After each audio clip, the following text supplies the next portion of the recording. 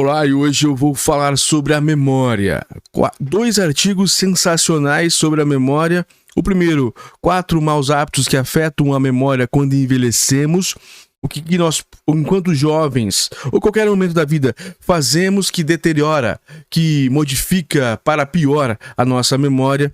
E depois um segundo artigo também da BBC, também de um neurocientista. Aqui não é achismo, aqui não é intuição, aqui não é conversa fiada. É BBC com uma entrevista com os maiores cientistas, neurocientistas e pessoas que entendem do assunto. Pequenos pitacos, claro. Mas a maior parte da conversa aqui, da prosa aqui, os 30 minutos sobre a memória.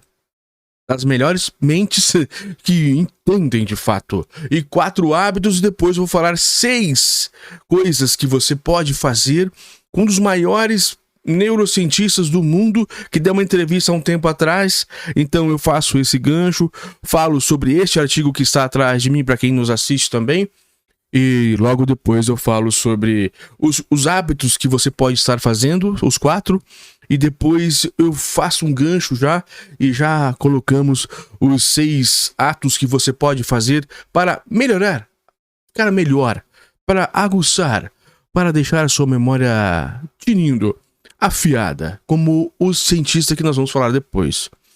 Então, fique conosco, é 30 minutos, é bastante mesmo, é assim que funciona aqui em nosso canal, então é por isso, venha conosco, faça o like e ajude também, que nós te ajudamos. Pode deixar o comentário com alguma matéria, algum tema, algo que envolva ciência, que envolva tecnologia, saúde, tecnologia, nesse rumo que nós vamos ler ou buscar em todo o mundo uma melhor matéria para ler e conversarmos sobre o tema. Hoje é memória, e é muito bom para quem está estudando.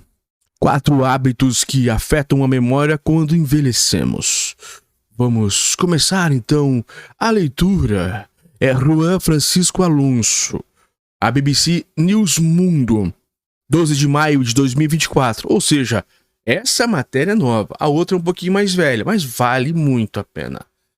A memória é o diário que todos nós carregamos conosco. Vou ler de novo essa frase. A memória é o diário que todos nós carregamos conosco. Foi assim que o escritor irlandês Oscar Wilde, 1854 a 1900, definiu a memória. Muito bem, Oscar, é isso mesmo. No entanto, à medida que envelhecemos, algumas páginas desses registros das nossas vidas podem se extraviar ou se perder. E aí isso não é apenas desconcertante, mas também doloroso. O professor Sharon Ragnata, diretor do Laboratório de Memória Dinâmica da Universidade da Califórnia, nos Estados Unidos, é um dos neurocientistas mais renomados no estudo da memória, e ele garante que o risco de isso acontecer pode ser minimizado. Olha aqui, o que eu estava dizendo agora há pouco. Sharon Ragnata, que é provavelmente, pelo que pode ser um indiano, que essas pessoas os indianos são hoje dentro da ciência os top, estão por dentro, são CEOs de todas as empresas praticamente de tecnologia, e esse é diretor do Laboratório de Memória Dinâmica da Universidade da Califórnia, nos Estados Unidos, esse neurocientista renomado. Então eu volto a dizer, quando eu faço as leituras aqui, é claro que tem um pouco de interpretação e como eu estou fazendo agora uma intervenção, mas são pessoas que entendem do assunto e que você pode seguir as regras de olhos fechados, entenda, claro, tenta colocar na sua linha, na sua rotina de vida, claro, não é todo mundo que vai conseguir, mas entenda que são pessoas que entendem de verdade. Então aqui não é opinião, é informação. Vamos lá, qual que é o primeiro? Em conversa com a BBC News Mundo, serviço de notícias em espanhol da BBC, o autor do livro Why We Remember, Por que nos lembramos? Em tradução livre, identificou 4 maus hábitos que a maioria das pessoas tem e que, segundo ele, afetam a capacidade do nosso cérebro de lembrar das coisas. Lembrando que, logo depois, eu vou ler a mesma coisa, só que de um outro neurocientista, mas aí não dizendo quais são os maus hábitos. Ele dizendo quais são os hábitos que temos que ter para a memória ficar boa. Ele também deu algumas dicas para corrigi-los. Aqui também tem algumas dicas para corrigir, mas o outro é um pouco mais completo. Mas, olha lá. A primeira é essa, olha só. Não descansar o suficiente, é o tópico. À medida que os seres humanos envelhecem, tendem a dormir menos horas. Como se não bastasse isso, problemas no trabalho, econômicos e de saúde podem afetar a qualidade do sono, uma combinação que pode ser bastante prejudicial para a saúde.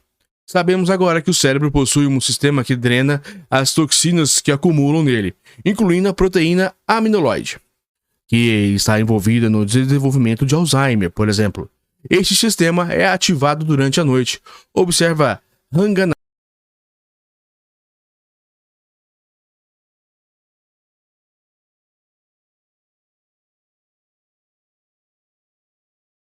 a função frontal do cérebro é reduzida, assim como seu nível de tolerância ao estresse, e por isso ela não é capaz de se concentrar adequadamente. Mas, durante a noite, o cérebro não só elimina elementos nocivos e recarrega as baterias, como também organiza as nossas memórias. Durante o sono, a memória é reativada, e é isso que muitos atribuem à origem dos sonhos. Dormir facilita a retenção das informações que aprendemos, acrescenta o especialista. Não usar o celular e computador, evitar refeições pesadas, bebida alcoólica e cafeína antes de dormir são algumas das recomendações de Hanganath. Dá para tentar ter um sono reparador. E para aquelas pessoas que, por um motivo ou outro, têm dificuldade de dormir à noite, o especialista afirma que tirar uma soneca durante o dia também pode ser muito benéfico. Os benefícios do sono para a memória também podem ser alcançados durante o dia, diz ele.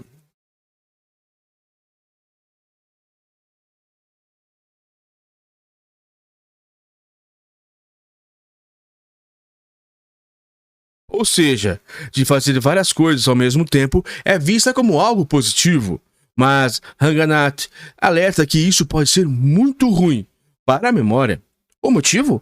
O córtex pré-frontal nos ajuda a focar no que precisamos fazer para atingir nossos objetivos. Mas esta habilidade maravilhosa fica prejudicada se pularmos continuamente de um objetivo para o outro, explica.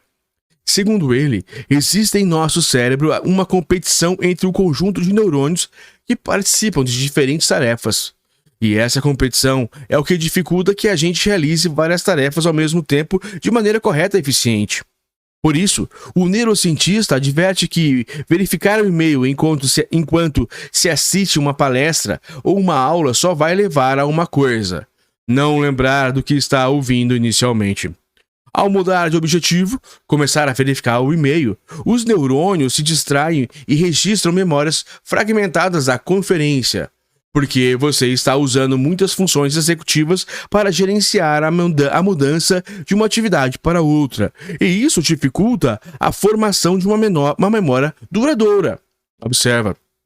Mas, como acontece com toda regra, há pelo menos uma exceção: tarefas que estão associadas ou relacionadas.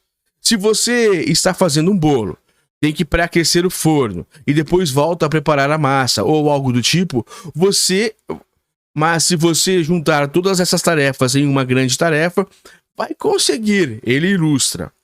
Para evitar ser multitarefa, Hanganath não apenas recomenda tentar terminar uma atividade antes de iniciar a outra, como também evitar o que pode nos distrair do objetivo.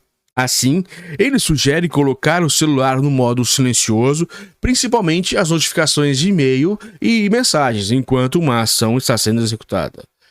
Também recomenda fazer pausas para sonhar acordado ou esticar as pernas.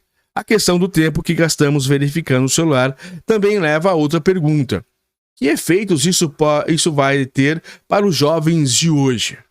Possivelmente, haverá algumas consequências positivas e outras negativas, mas o relevante é que eles estão desenvolvendo hábitos que não fazem bem à memória, diz o especialista.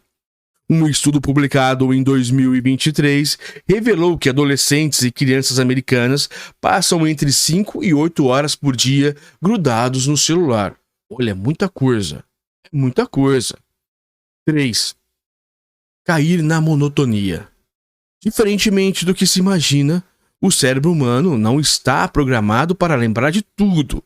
Pelo contrário, ele é seletivo. A maioria das experiências que vivemos ou das informações às quais fomos expostos vai ser esquecida, explica Ranganathan. Apenas aquelas experiências ou eventos associados ao medo, raiva, desejo, felicidade, surpresa ou outras emoções que sejam capazes de liberar substâncias químicas como adrenalina, serotonina, dopamina ou cortisol em nosso cérebro vão acabar fixados em nossos neurônios. Essa é uma frase, um parênteses agora, que fala muito por que nós gravamos algumas coisas e por que nós esquecemos outras. Então, o neurocientista que há 25 anos estuda a memória humana acabou de dizer uma coisa, pelo menos para mim, e eu espero que para vocês também, o porquê eu sempre me perguntei isso. E é até óbvio, mas se eu tivesse dito ou pensado, seria na intuição, no achismo. Nós estamos falando aqui sobre um neurocientista renomado, o Ranganathan. E ele está dizendo para nós porque, com base em dedução, ou seja, não é intuição, não é eu acho. Ele está dizendo com dedução porque ele estudou. Ele está nos dizendo aqui que apenas aquelas experiências ou eventos associados ao medo, à raiva, ao desejo, à felicidade, surpresas ou outras emoções que sejam capazes de liberar substâncias químicas como adrenalina, serotonina, a dopamina ou o cortisol em nosso cérebro vão acabar fixados em nossos neurônios. Então, agora está respondido muito bem porque uma coisa fica e a outra se vai. Olha, isso para mim foi sensacional. Vou continuar a leitura, mas fiquei satisfeito com essa frase. Essas substâncias químicas ajudam na plasticidade cerebral, que é essencial para a memória. A plasticidade no cérebro nos ajuda a realizar tarefas, especialmente aquelas que são repetidas de forma mais eficiente, explica o professor da Universidade da Califórnia, acrescentando que essa capacidade diminui com a idade. Por isso, ações como lembrar a senha que acabamos de alterar para acessar nossa conta bancária, celular ou e-mail ficam mais difíceis com o passar do tempo. Uma vez que você altere essa senha, os neurônios que tinham a senha antiga armazenada vão brigar com aqueles que possuem a nova, afirma. Quebrar a monotonia e sair da rotina é, segundo o especialista, a melhor maneira de tentar preservar a plasticidade cerebral. Legal. Quarto e último. Ser confiante demais. As pessoas pensam que sua memória é muito boa até que, em algum momento da vida, percebem que não é o caso, observa Ranganathan. E não é para menos, já que o cérebro não foi projetado para lembrar literalmente de tudo aquilo que vivenciamos, o que, segundo o especialista, seria uma tarefa muito árdua. Estima-se que o americano médio esteja exposto a 34 gigabytes, o equivalente a 11,8 horas de informação por dia, afirma o professor. O propósito da memória não é recordar o passado, embora possa fazer isso, mas sim retirar do passado as informações importantes de que necessitamos para compreender o presente e nos preparar para o futuro, explica, recomendando não recorrer apenas à memorização para aprender algo. A aprendizagem mais eficaz ocorre em circunstâncias em que nos esforçamos para evocar uma memória e depois obtemos a resposta que buscamos, indica. Por exemplo, alguns minutos depois de ser apresentado a alguém, desafie-se, tente dizer o nome da pessoa e, à medida que a conversa flui, faça isso novamente. Quanto mais espaçadas forem essas tentativas, melhor. Outras recomendações finais. Desse primeiro artigo, ainda tem bastante. Além de combater os 4 hábitos mencionados acima, Ranganathan garante que existem outras formas de proteger nossa memória e desfrutar de uma boa saúde mental. Há muitas coisas óbvias que as pessoas podem fazer para cuidar da memória, mas não fazem porque estão à espera de um comprimido ou de uma vacina, porque é mais fácil, e não precisam mudar um estilo de vida, diz ele. Mas quais são essas coisas óbvias? No curto prazo, busque dormir melhor, aprenda a lidar com o estresse, ou tente diminuir as causas que desencadeiam, e adote práticas de mindfulness, atenção plena, que servem para detectar quando você está distraído. No longo prazo, a lista é um pouco mais comprida. A alimentação pode fazer muito. A dieta mediterrânea tem provado ter resultados muito bons no que diz respeito à promoção da saúde mental, diz ele. O exercício físico, principalmente o exercício aeróbico, é bom porque aumenta a secreção das substâncias que aumentam a plasticidade e melhoram a vascularização do cérebro. Uma boa saúde bucal e auditiva também é importante, porque estudos constataram que pessoas com problemas de higiene oral ou que não cuidam dos ouvidos tendem a sofrer problemas cognitivos, acrescenta.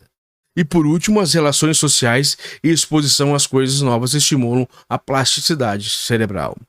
Por fim, o especialista afirma que estudos revelaram que essas boas práticas permitem algumas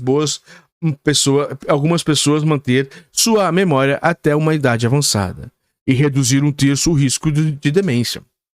Os dados são animadores, especialmente considerando que 40% das pessoas podem ter algum tipo de problema de memória ao completar 65 anos, segundo a Sociedade de Alzheimer do Canadá. Que legal! E agora eu já entro aqui no segundo texto. E este segundo é o seguinte, olha. 6 dicas para manter afiada a memória, como a do neurocientista Richard Hestach, de 81 anos. Esse cientista de 81 anos tem uma memória impecável. Então nós falamos agora há pouco ali sobre a questão dos 4 hábitos ruins, muito boa. Agora a Laura Plitt, da BBC News Mundo também, mas essa já é de 2023, mas é excelente também esse artigo. Então nós vamos começar aqui para dizer quais são as 6 dicas desse neurocientista para você ter uma memória afiada. Com o passar dos anos, lembrar-se das coisas parece cada vez mais difícil. Onde deixei as chaves do carro? Como se chama a filha daquela prima distante? Qual o nome do ator daquele filme de que eu tanto gostava? Mas este processo de desgaste da memória não é inevitável. Quem garante que Richard Hestach, o neurocientista e professor da Faculdade de Medicina e Saúde do Hospital da Universidade de George Washington, nos Estados Unidos, ele é autor de cerca de 20 livros sobre o tema mente humana. O renomado cientista tem 81 anos, cabelos grisalhos e memória impecável, e afirma que, se exercitarmos nossa memória diariamente da mesma forma que se faz com o corpo, é possível mantê-la ativa e em plena forma. Em conversa com a BBC News Mundo, o serviço em espanhol da BBC, Hestach ofereceu conselhos fundamentais para treinar e fortalecer nossa memória. 1. Leia livros de ficção. Ele já começa com uma coisa que eu nunca tinha visto.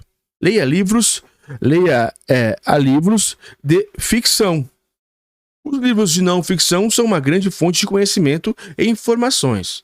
Mas, para ativar a memória, os romances são mais úteis. Olha, que curioso.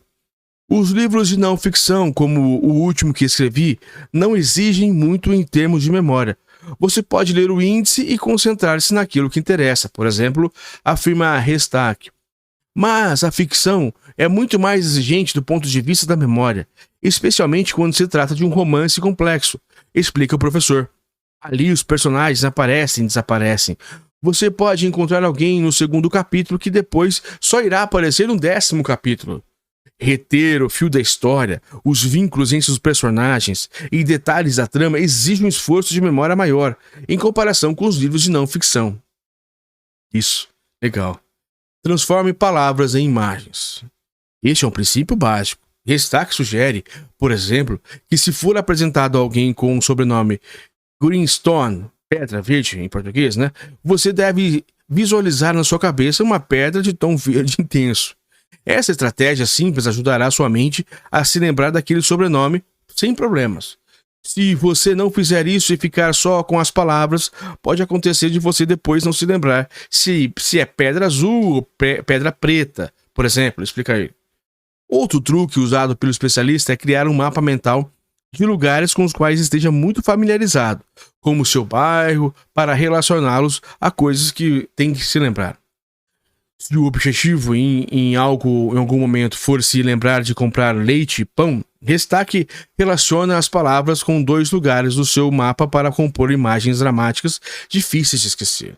Imagino minha casa virada de lado, com o leite brotando da chaminé, como se fosse uma caixa de leite, e esparramando pela rua, descreve.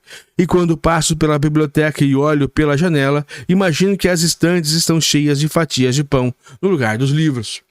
Legal, eu já tinha visto isso num livro de memorização. 3. Faça jogos mentais com seus amigos, e quando estiver sozinho também. Um dos jogos favoritos de Restaque para as festas ou reuniões familiares, que é um excelente exercício para a memória, é o chamado Jogo das 20 Perguntas. O jogo consiste em um jogador ou equipe pensar em uma pessoa, coisa ou lugar, enquanto o outro jogador ou equipe deve adivinhar do que é ou de quem se trata, fazendo até 20 perguntas, que só podem ser respondidas com sim ou não. Já vi, colocam na cabeça, se eu não me engano, assim, os youtubers fazem muito, né? Mas não sei se é 20, fazem várias.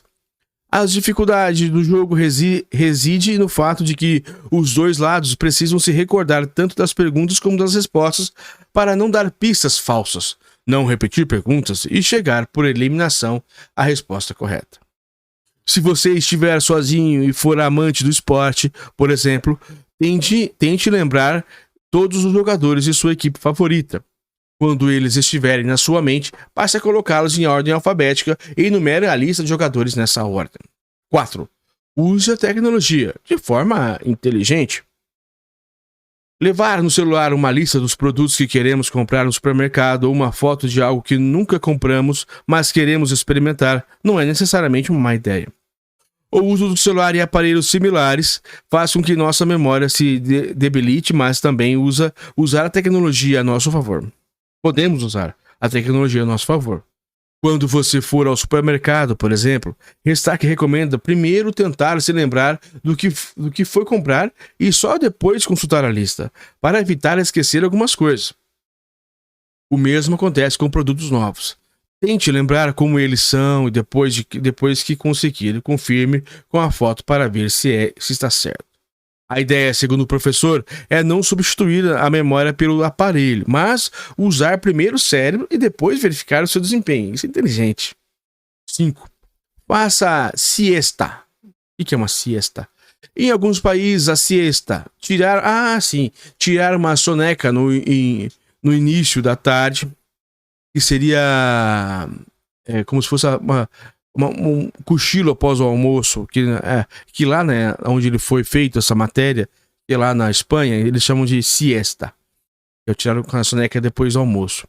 Não tem fama muito boa, mas diversos estudos demonstraram que fazer uma siesta ou dormir após o almoço rapidamente é fundamental para ajudar a memória. Restaque faz uma siesta todos os dias e afirma que ela pode ajudar a absorver informações, consolidá-las e codificar a memória para depois disso ter acesso a ela. De fato, quando tomamos 2 grupos de estudantes e permitimos que um deles faça uma siesta depois de aprender algo e o outro não, observamos que o grupo que dormiu um pouco aprendeu muito melhor, diz Restaque. A recomendação do professor é dormir de 20 a 40 minutos.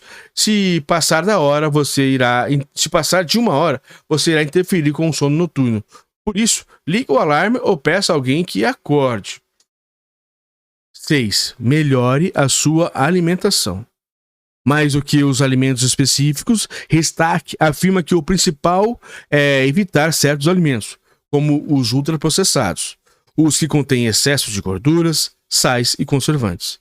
Esses alimentos não são bons para a memória porque, ao longo prazo, reduzem a circulação sanguínea nas regiões relacionadas à memória e causam hipertensão e diabetes, explica ele.